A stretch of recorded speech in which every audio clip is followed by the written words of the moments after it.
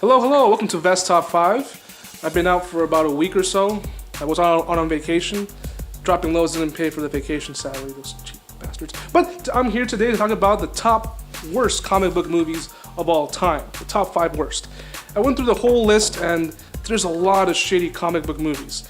Once upon a time, before the MCU and before all these comic book movies were popular, there were a lot of terrible ones. And even today, with all these cinematic universes that you see now, the Marvel Cinematic Universe and the DCEU, there are some clunkers here and there. And that some of these films might be on this list. Let's start with number 5. Number 5, it's actually the shirt that I'm wearing. I do like the Justice League, but I don't like the Justice League movie. This movie is a mess. I didn't have exactly that much of high hopes when the movie was out in theaters, because I wasn't really impressed with BVS. I hated Suicide Squad, and the only movie in the DCEU that has actually impressed me was Wonder Woman. So I came very lukewarm to watch this film, and I came out completely disappointed at how disastrous it was. The film went through a lot of reshoots. The film was originally directed by Zack Snyder, who directed Man of Steel and BVS, but for the filming of Justice League, he had to take a break because his daughter had passed away, so they brought in director of Avengers Age of Ultron and the original 2012 Avengers, Joss Whedon, to do the reshoots. From what they mentioned, there's a lot of sources here and there saying different things, but there was a big rewrite. They changed the third act a lot, and you can tell the film was brightened up. They changed the tone completely from the other films in the DCEU. When you watch Batman vs. Superman and Man of Steel, they're more dark and brooding, whereas Justice League is trying really hard to be like Marvel. There's even a scene where Superman's suit is so glowing that it just seems like it's from another movie. Even the way he plays Superman, he had to die in order to be more charismatic and heroic, how Superman really is. The biggest problem I have with this movie is that it's completely inconsistent, the effects are terrible, the villain looks like a villain from a PlayStation 2 game, and honestly the movie makes little to no sense. It's so evident that there was heavy reshoots, especially when you look at Henry Cavill and that terrible CGI they put over his lip and chin because he had a mustache while doing the reshoots. Because under the contract that he had with Paramount while filming Mission Impossible Fallout, he couldn't shave. So in post, they had to digitally remove the mustache and scruff that he had around his face. And it looks terrible. There's a scene where Clark Kent is at the Kent farm and Lois Lane comes up to him and he's talking about how great it is to be alive, and he does this smile and it's so terrible. You can see you can tell that all of this is completely, it looks like a Snapchat filter. That's what it looks like, especially in the beginning where they're showing you cell phone footage from a kid who's recording Superman. And it doesn't make much sense because the way Superman's behaving at the beginning of that film, he's actually being very heroic, kind of like a Christopher Reeve Superman, when he was never really like that in BVS or in Man of Steel. He was more of a confused guy who didn't want to take the burden of being a superhero, and all of a sudden here he's all like, yeah, I love being Superman. The comedy is really bad, especially the character of Flash played by Ezra Miller. A lot of his jokes just do not work. Cyborg I thought was terrible. The only cool scene in Justice League is the sequence where the Flash is running and Superman notices him running and they do a slow-mo shot, which is kind of reminiscent of the scene that Whiplash has in X-Men Days of Future Past. This was a really big missed opportunity. I was heavily disappointed with it, so much so that I really don't want to pay to see another DC movie. DC is really all over the place. They're planning to do 2 separate Joker movies, one taking place in the DCEU, another one not taking place in the DCEU. And the only thing that looks kind of promising is that Shazam movie. That's the only one that I might pay to see. But other than that, I don't care for Aquaman or anything else they release. And it's all because of Justice League. That's how bad this movie was. So now we're going to go into number 4. Number 4 is a movie that came in the early 2000s when almost all comic book movies were misses. There were very few that were really good hits, and when they were good hits, they were really good. But this one was terrible. It was another film from the DC universe. Well, not from the cinematic universe, but just from the world of DC.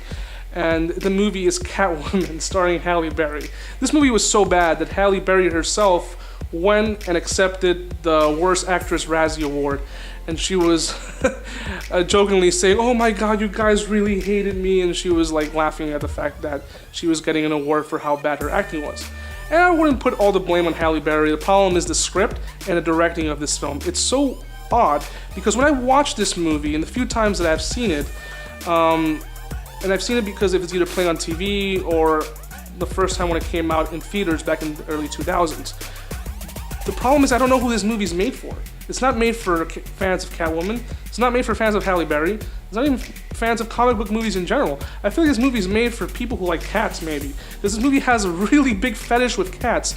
And I mean it in the most sincere way because there's a lot of weird zooms on cats, and I get it, it's a Catwoman movie, but it's just really, really odd. And Sharon Stone's character, who's supposed to be the villain, is laughable. The CGI is terrible, and I don't know if you know this, but the stunt woman was actually a man, and it's so obvious that it was a man. It wasn't really Halle Berry who was playing the stunt person. The story is nonsensical. It's actually on almost every list you can find online on the top worst comic book movies ever made.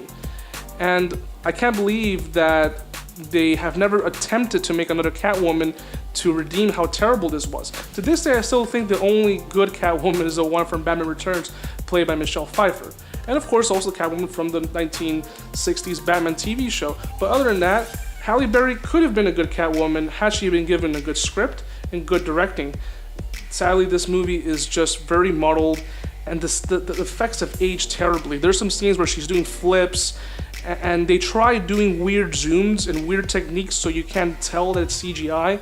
But it's so obvious that even the surroundings was not shot on an actual place. It was probably shot on a green screen set. It's really, really obvious when you watch it. So it has that look of really early bad CGI. So that really hurts the film, and of course the story is just utter trash. So I don't recommend it. That's why it's on this top 5 worst list. Number 3 is a movie that I only saw once. And actually no, I saw it twice because I saw the original theatrical cut and then I saw it on DVD in a director's unrated cut. There was an era in the early 2000s where every DVD that came out was, ooh, unrated director's cut, never before seen footage, just to like entice you to buy a movie. Whenever you see unrated really big on a DVD, it probably meant because the movie wasn't really good to begin with. And that movie was Elektra. Elektra came out, I believe, in 2003, 2004. It came out right after Daredevil. And a lot of people didn't like Daredevil. I enjoyed Daredevil, and Daredevil is one of the few movies that had a director's cut that actually redeemed the movie to a completely different level. Because Daredevil on its own, sure, it was trying at the time to be like Spider-Man, even with the pre-title sequence. It's reminiscent of how the first Spider-Man movie was. And when it was shown to producers, they didn't exactly like the movie. They wanted to make it more friendly. But when you watch both films, both versions, the theatrical and director's cut, they're both really good. It's not the same case with Elektra though. I saw Elektra, and it's supposed to be the side character, the love interest in the Daredevil movie with Ben Affleck. And from what I remember, this is a movie that's best to be forgotten, not remembered. In terms of the action sequences, I guess, they're alright. But the movie makes little to no sense. Her character was supposed to have died in, spoilers, in Daredevil, but she's somehow alive, and they never really touch up on it. She was trained by a blind person, she's out on this revenge, and she is also protecting this kid, and the only differences that there are from the theatrical director's cut, from what I recall, is that it has a cameo with Ben Affleck. Ben Affleck shows up, and he finally knows that she's still alive, which serves no purpose to the film. It doesn't alter or change anything in the storyline. It's really boring, to be honest with you. Like, even the action sequences that are shot okay, they're not done any shaky cam, they're actually all wide angle shots for the most part. They're boring. There's no sense of dread, or I always know that she's actually gonna be on top, like she's always gonna be like the one succeeding. There's never really a sense that her character is going to fail. There's no vulnerability to Elektra's character. So she's just a badass, and I guess it's cool to look at, but there's really no sense of excitement. So I really thought this movie was just mainly boring. And that's probably the worst offense you can do in a comic book movie, because comic book movies are meant to be entertaining, colorful, and exciting. Not necessarily that they can't be dark, but they have to be entertaining, which is sadly not the case with Elektra. So avoid this movie. It's pretty bad. And number 2, we have a movie from. There's a time when it was really popular to cast basketball players in movies, kind of like Michael Jordan in Space Jam, and then you had Shaquille O'Neal in Steel. This is another movie from the world of DC. And this movie for a long time was not available on DVD. That's how bad the movie was, and everyone wants to forget this movie ever happened. As a kid, when it came out, I enjoyed the movie. I'm not gonna make excuses. I enjoyed it, but watching it as an adult, it has been finally released on DVD and Blu-ray. It's a guy who literally has a suit and he can attract anything because he has metal. He has this big hammer and he's fighting crime. And it has some of the most dated 90s soundtracks you can think of. It's very corny. It tries heavily to be very family oriented, kind of like a comic book friendly film. And the thing about the movie, from what I remember, is that there's no artistic value to the way it's shot. It almost feels like a TV movie. All the scenes are center frame, but nothing looks artistic, and that makes a movie boring. Even if this movie was released like in, I think, 1996, 97, there were other films around that era that were superhero films that were shot pretty good. Even there's a movie on this list that, even though it's terrible, in terms of cinematography, it's shot okay. But this one, the cinematography is pretty poor and the acting is really bad. But basically, Steel also has a sidekick who's in a wheelchair, who's the tech giz, and it's so like dumb and uneventful and not interesting at all. I guess some people now watch it as a so bad it's good kind of film, but for me it doesn't even work like that. There's certain movies, comic book movies, that, like, for example, The Shadow or The Phantom, which you can watch now for how cheesy it is and laugh at some of the lines. But with Steel, it's just so corny, and this doesn't work for me. Maybe for other people it does, I guess. But what's number 1? What can be the worst comic book movie of all time? Was Pauly Shore in a comic book movie? No, man. He should have been, though. Missed opportunity. Missed opportunity. I'll tell you that. They missed it there. I tell you what. You know they wanted to cast Nicolas Cage for Superman Lives. They should have. They should have, but you know who could have been a good villain for him? Pauly Shore. Pauly Shore, Lex Luthor. Exactly. If they got Jesse Eisenberg, they could get anybody. Exactly. But no, on all serious note, number 1 is Batman and Robin. This is the only list Batman and Robin's ever gonna be in, and that's a list of shit. Batman and Robin is a movie that, as a kid, I knew something was off, because I remember Batman Forever. I really enjoyed it. It was made for kids, and the reason why it was made so kid-friendly was because of how dark Batman Returns. Most people say the Dark Knight trilogy is a dark set of films in the DC universe, but it really is Batman Returns. There's a scene where the Penguin is spewing out blood. There's a lot of suggestive language and sexual innuendos, and because of how violent that film is, they also got into a lawsuit because McDonald's was releasing toys in the Happy Meals, and parents were complaining because the film was too violent. So Batman Forever became more of a kid-friendly movie. And with Batman and Robin, it's literally a toy commercial. It's a commercial for kids' toys.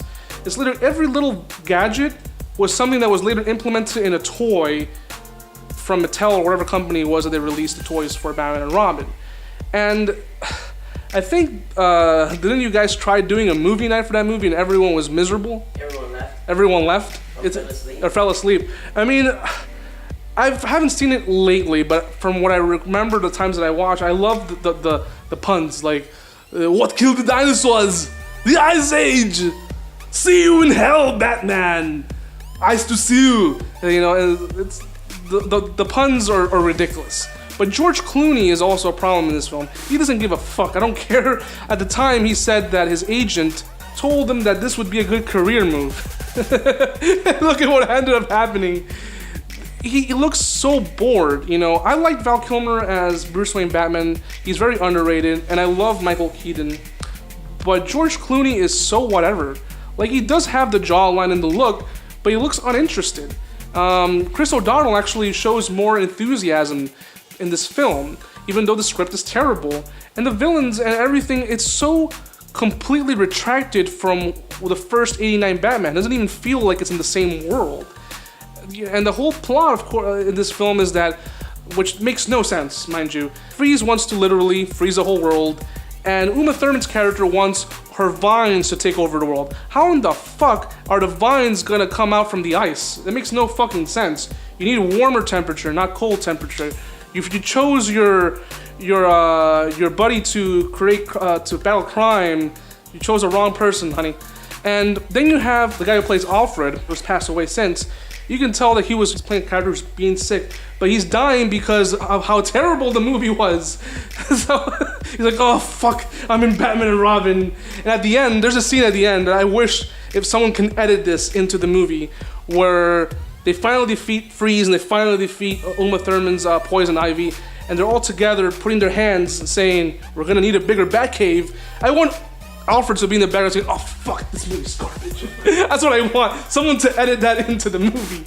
So, but Batman and Robin is one of the worst movies ever made. I own it because I own the Batman anthology, but every time I remember that I have, it's like, oh god, this movie.